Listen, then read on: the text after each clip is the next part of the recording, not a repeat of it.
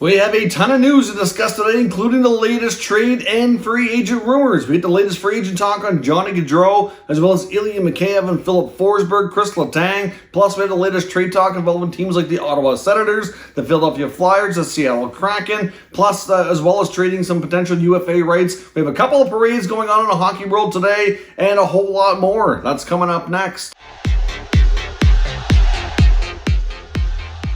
So welcome back to another video here at Top Shelf Hockey. As I mentioned, we have a ton of news to talk about here today. We'll try to keep this as brief as we can, but there's lots to go over.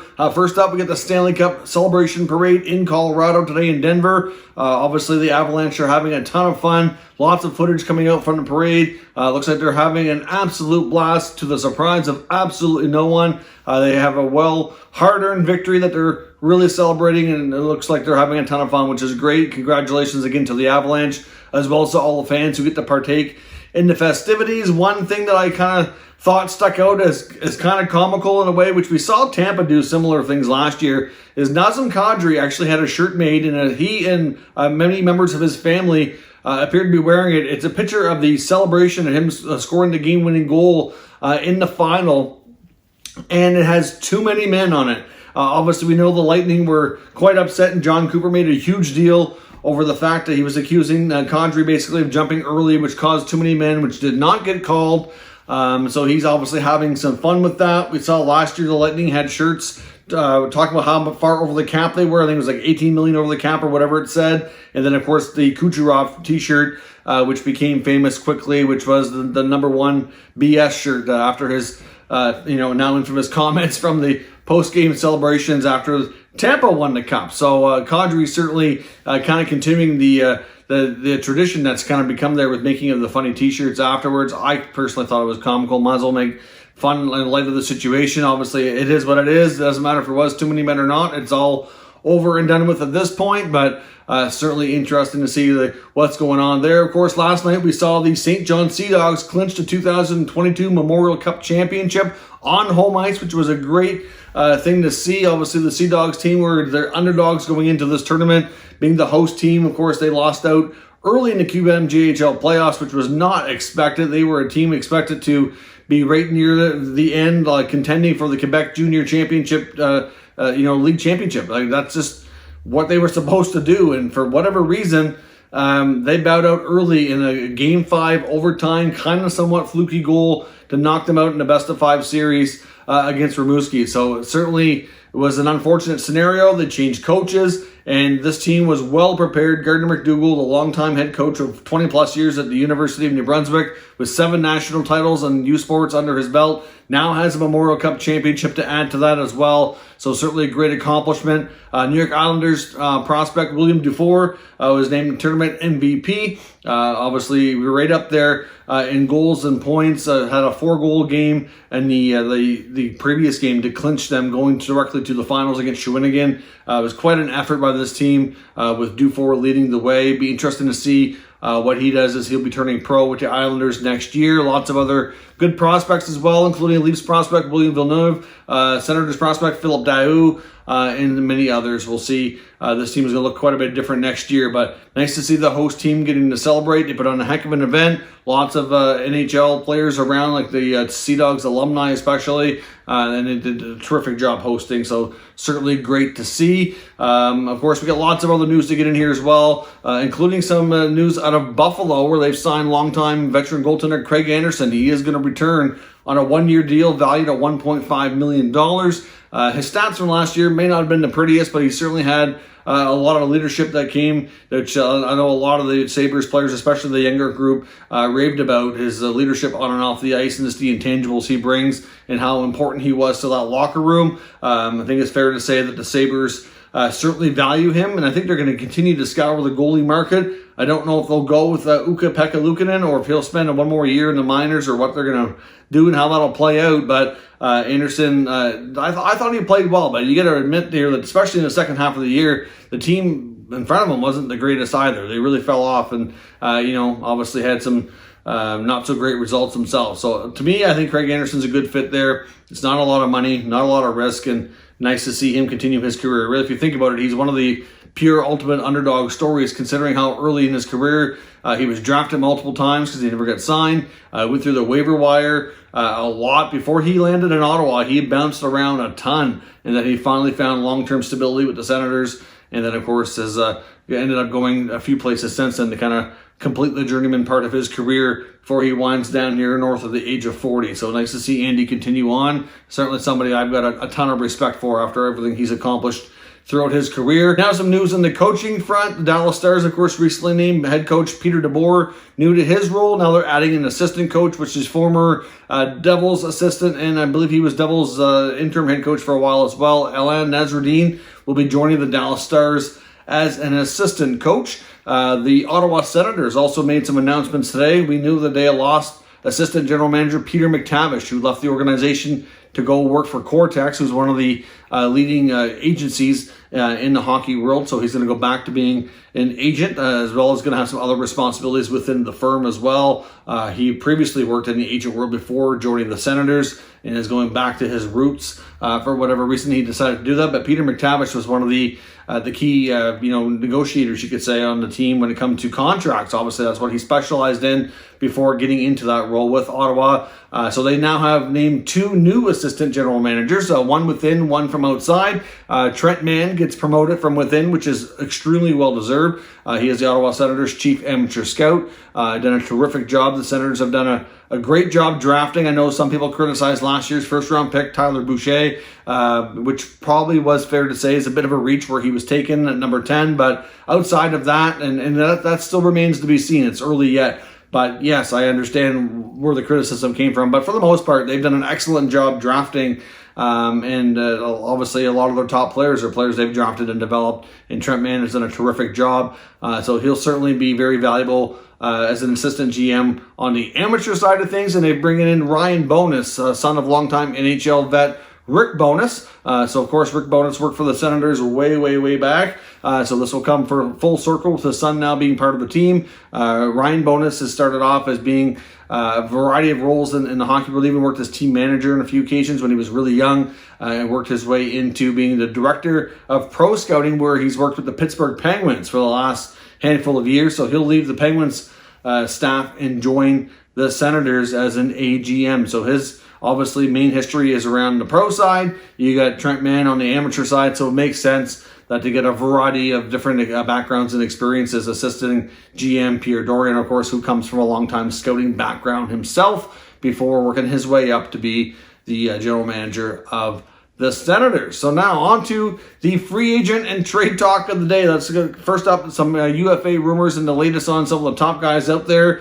Elliot Friedman's reporting that the Calgary Flames have made a significant, really big offer to Johnny Gaudreau that he feels that other teams probably, and stresses probably because you never know, it's a silly season after all, probably can't match financially. So if Johnny Gaudreau decides to leave Calgary, it is certainly not because the Flames fell short and didn't offer him enough money. If Johnny Gaudreau leaves the Flames, it's going to be more of a personal choice that he's decided that he likes the opportunity to play elsewhere, is what Friedman is reporting. Because we know that there's lots of interest in Gaudreau. There's bound to be a handful of offers come in if he makes it to the UFA side, which many believe he will at this point. There's no reason to believe he's going to sign with the Flames before having a peek at what else is out there. But the fact that they've put their best foot forward here, Brad Treliving and his team have apparently made a huge offer. So we'll see where that leads to, and if Gaudreau decides to stay or if he doesn't. Now, we talked before about the possibility of David Krejci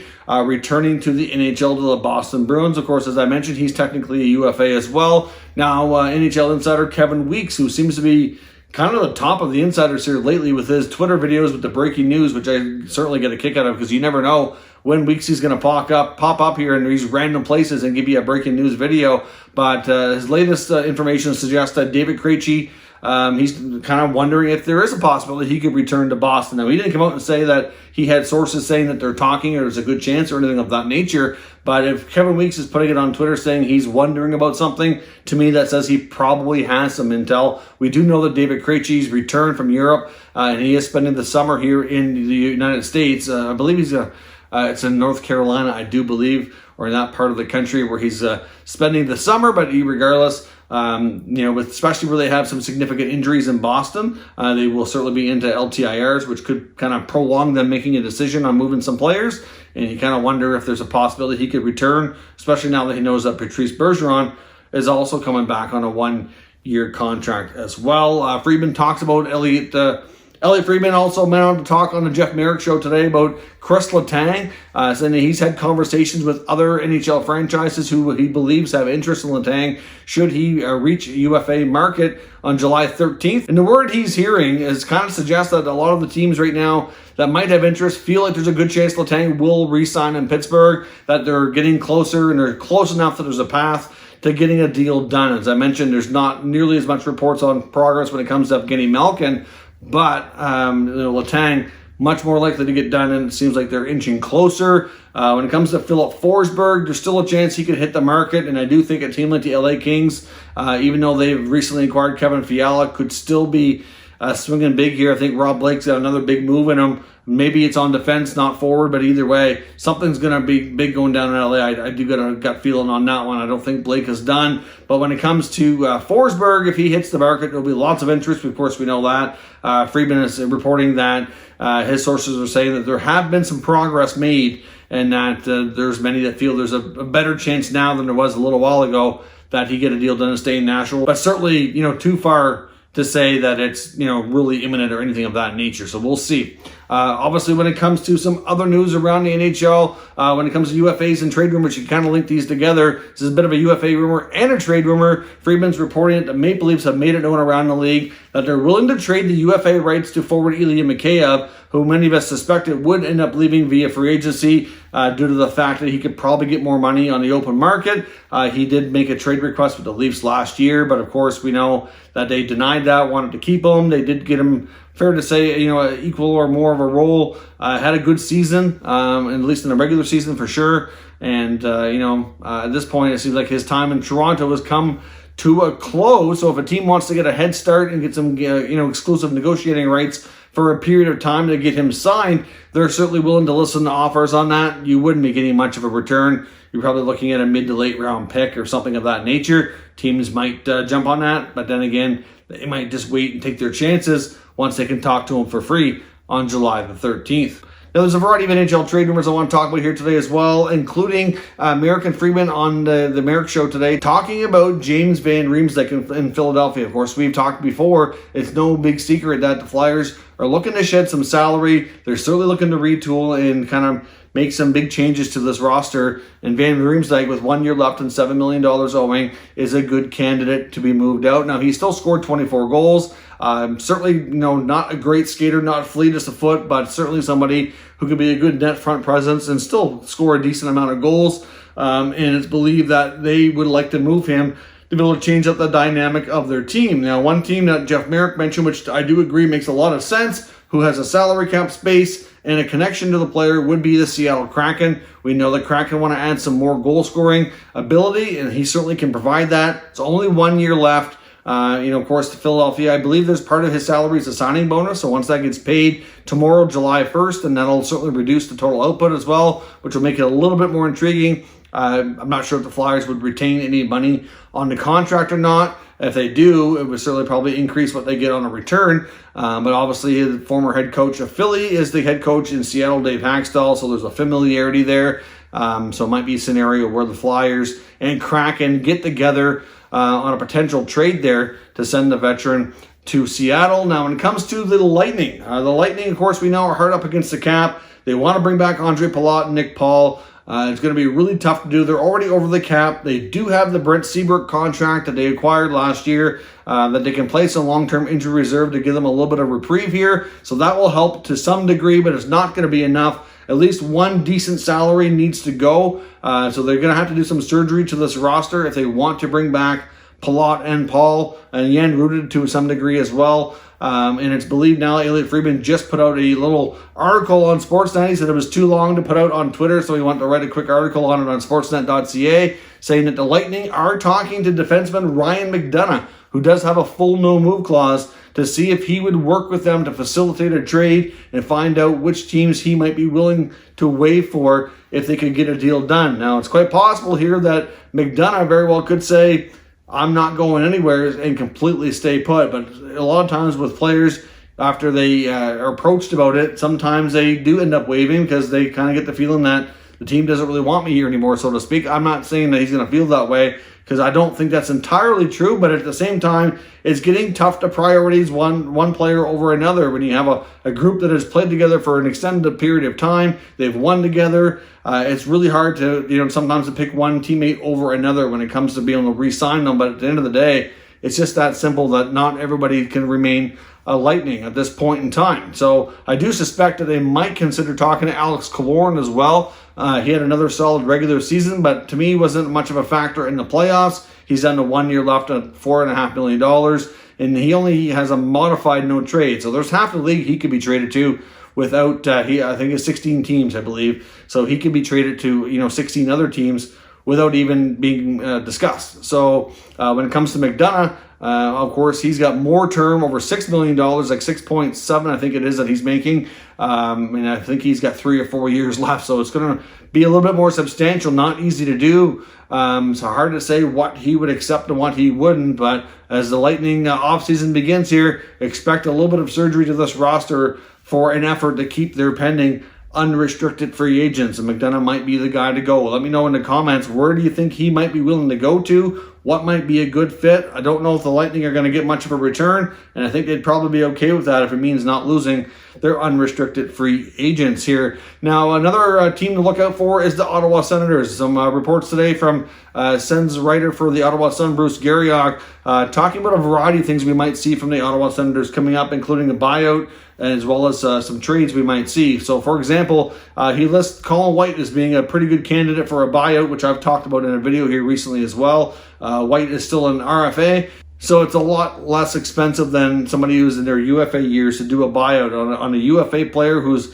got over 7 years or age 27 or older. Then you're looking at a case where you're going to pay 2/3 of the contract over twice the period of time, whereas then somebody who's younger and still on an RFA category is only 1/3 of the money over twice the period of time. So it would save them a lot of actual cash, and the cap hit for the buyout penalty wouldn't really be that bad. Not a given it happens. There was some trade talk with Colin White around the Montreal Canadiens before as well. So we'll see if that could maybe pick up again. I know his agent was Ken Hughes, so there was a connection there. And there was believed to be some traction around the deadline, but not enough to get it across the line to make a deal actually take place. So we'll see where things go when it comes to Colin White, but there's a decent chance he may not be back in Ottawa next year. I know the Sens are also listening on the number 7 overall pick. They were in on Kevin Fiala, but it sounds like either they didn't want to do the contract that Fiala wanted or Fiala wouldn't sign. I think they easily could have matched the trade offer from the LA Kings. That was not an issue at all. It's just a matter of the contract not being a fit by one side or the other. I would think maybe both, to be honest.